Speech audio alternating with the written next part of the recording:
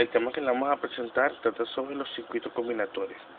Nuestro grupo está conformado por Sica Jiménez, Grecia Comenares y mi persona José Páez.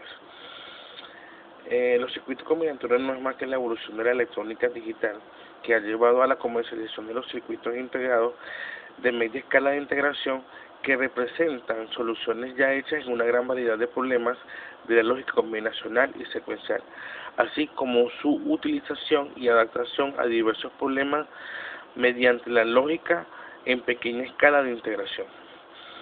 A continuación vamos a desarrollar el siguiente tema sobre los circuitos combinatorios. Los circuitos combinacionales son aquellos circuitos digitales con varias entradas y varias salidas, en los cuales la relación entre cada salida y las entradas puede ser expresada mediante una función lógica, expresiones algebraicas, tablas de verdad, circuitos con puertas lógicas, etc. Podemos deducir que cada salida en un instante de tiempo determinado depende exclusivamente de las entradas del circuito en el mismo instante de tiempo, pero no depende de las entradas que hubo en instantes en tiempos anteriores, ya que esto no tiene memoria. Por otro lado, si el circuito combinacional tiene varias entradas, n, también puede tener varias salidas, m. Para n variables de entrada tenemos 2n combinaciones binarias posibles. Por lo tanto, podemos expresar un circuito combinacional mediante una tabla de verdad que lista los valores de todas las salidas para cada una de las combinaciones de entrada. Un circuito combinacional también puede describirse mediante m funciones lógicas, una para cada variable de salida, cada una de las cuales se presenta como una función de las n variables de entrada. El procedimiento de diseño de circuito combinatorio consiste en diseñar un circuito con propiedades dadas. Es lo mismo que encontrar la proposición que tiene una tabla de verdad determinada. Es decir, que primero debemos construir la tabla que da el estado deseado del circuito, luego se forma la función booleana correspondiente a la tabla. Si es posible, simplificamos y finalmente se dibuja el circuito simplificado correspondiente. Para muestra de este procedimiento, a continuación les presentamos un video con un ejercicio donde mostramos todos los procedimientos para diseñar los circuitos combinatorios.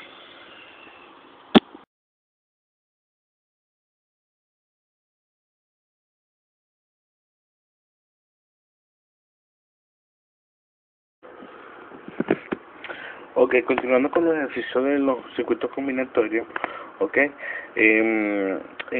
con este ejercicio pues, es para explicar cómo se sintetizan los circuitos combinatorios, ok. Tenemos la función booleana, tenemos la expresión booleana z es igual a A por B más B por C más no A por no B por C, ok. Observando nuestra expresión notamos que tiene tres variables, ok, en las cuales en las dos primeras está faltando una de las variables, ok. Para complementar esta expresión lo que tenemos que multiplicarla por 1, ok, en donde quedaría la siguiente expresión: z va a ser igual a A por B por C más no C, que eso que es igual a 1, más B por C por A más no A más no A por no B por C. Ahí quedaría completada nuestra expresión, ok, en donde aplicamos la ley asociativa, propiedad distributiva, y quedaríamos que A por B por C más no C quedaría entonces A más B por C más A por B más no C, más B por C por A más B por C por no A más no A no B por C. Podemos notar que en el resultado de la expresión que nos queda tenemos dos términos semejantes. Entonces aquí lo que hacemos es simplificar. Entonces de las dos expresiones B A por B por C y B C A quedaría, simplificando esta expresión, quedaría que Z es igual a A por B por C más A por B por no C más B por C por no A por más no A no B por C, ok. Aquí igualito agrupamos aplicamos sacamos factorizamos, quedaría que, factorizando la expresión, quedaría que z es igual a A por B por C más no C por más no A por C por B más no B. ¿Ok? Acá, como hicimos en el procedimiento anterior, C más no C y B más no B, que es igual a 1. Entonces, nuestra expresión quedaría sintetizada de la siguiente manera: Z es igual a A por B más no A por C. Este sería el resultado de nuestra, y el primer paso de los circuitos combinatorios, que es sintetizar. Luego quedaría el paso de construir la tabla de verdad, que quedaría de la siguiente manera. Y para luego terminar con el diagrama lógico, que quedaría de la siguiente manera. Bueno, mi nombre es Grecia Colmenar y les vengo a hablar sobre función booleana o función lógica. Es una expresión de operaciones booleanas enlazando variables de que solamente pueden adquirir los valores 0 y 1. Las funciones booleanas son multiformes, es decir, puede representarse de muy diversas formas, desde el mero enunciado textual que expresa las especificaciones o requisitos que definen la función, hasta su forma algebraica como operaciones entre variables, pasando por su tabla funcional, o también conocida como tabla de verdad, que detalla en forma de listado el valor de la función para cada conjunto de valores de las entradas. Precisamente el diseño del circuito digital correspondiente a una función booleana consiste en el cambio de forma de la misma, a partir de su enunciado, construyendo su tabla funcional y extrayendo de ella la forma algebraica de la función. Dicha expresión algebraica puede ser trasladada directamente a un esquema de puertas lógicas que conforma el circuito digital de dicha función. En este proceso resulta de mucha importancia la simplificación de las expresiones algebraicas de la función, de forma que contenga el menor número de términos y el menor número de variables posible. Al reducir la expresión algebraica disminuye el tamaño, la complejidad y el coste. Como pueden observar, esto es un ejemplo de funciones booleanas. Luego le vamos a hablar sobre modo de representaciones. Existen distintas formas de representar una función lógica, entre las que podemos destacar la siguiente. Algebraica. Se utiliza cuando se realiza operaciones algebraicas. A continuación se ofrece un ejemplo con distintas formas en las que puede expresar algebraicamente una misma función de 3 variables. También tenemos por tabla de verdad.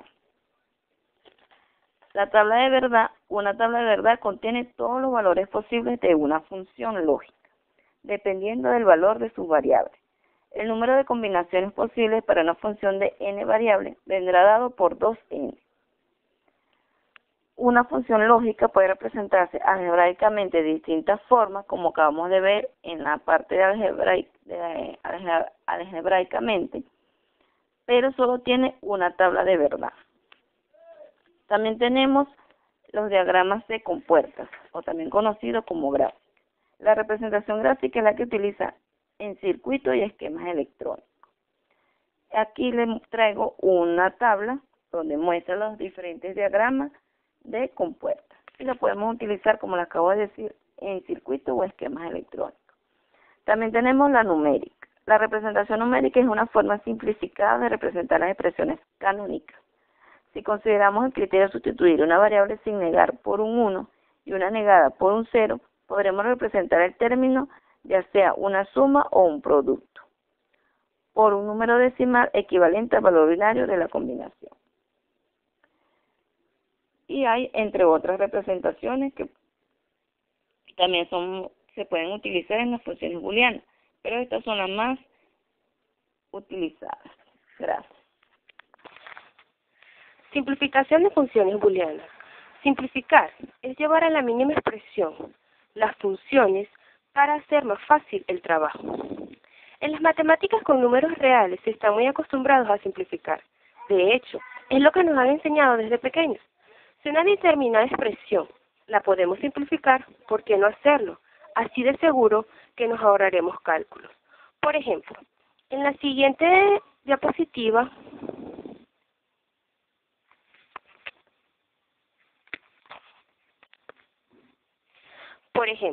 en la expresión 4x menos 2 igual a 2, la podemos simplificar. Lo primero que haríamos es simplificar aplicando que 4 sobre 2 es igual a 2. Nos quedaría la expresión que 2x menos 2 es igual a 2. Aún podemos seguir simplificando si dividimos toda la ecuación entre 2, quedándonos una ecuación simplificada de x menos 1 es igual a 1. Si observamos, una vez que se ha simplificado la ecuación es mucho más fácil de trabajar. Lo mismo pasa para las funciones booleanas. Porque cuando estamos diseñando circuitos digitales, utilizamos este tipo de función para describirlas. Y antes de implementarlos, es decir, antes de convertir las ecuaciones a componentes electrónicos con puertas lógicas, tenemos que simplificar al máximo. Una de las misiones de un ingeniero es diseñar estos circuitos electrónicos y otra, también muy importante, es optimizar. Es decir, no basta con realizar un circuito, sino que hay que hacerlo con el menor número posible de componentes electrónicos, y esto se consigue a través de la simplificación de las funciones.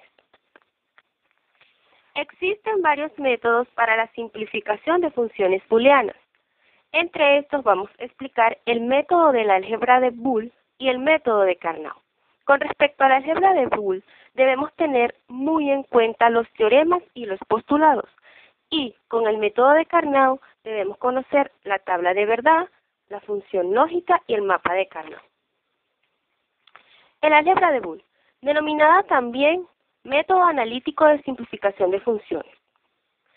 Para manejar este método debemos conocer muy bien los postulados y teoremas que nos permiten eliminar la mayor cantidad de términos y variables. En esta simplificación no solo basta conocer estos postulados y teoremas. Además, se necesita desarrollar cierta habilidad lógico-matemática que se adquiere fundamentalmente con la experiencia. Estos son los teoremas y postulados del álgebra de Boole. Los postulados son teorías y reglas matemáticas ya existentes que nos permiten probar los teoremas. Para poder entenderlos mejor, veamos un ejemplo.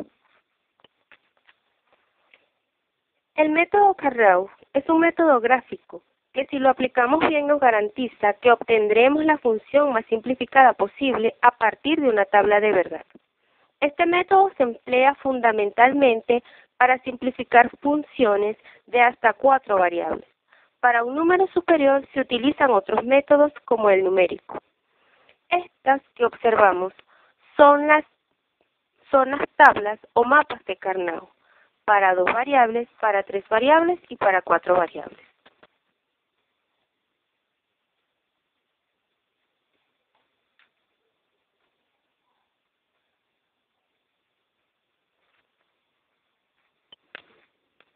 Es muy común numerar cada celda con el número decimal correspondiente al término canónico que albergue la función, con la finalidad de facilitar el trabajo a la hora de plasmar una función canónica.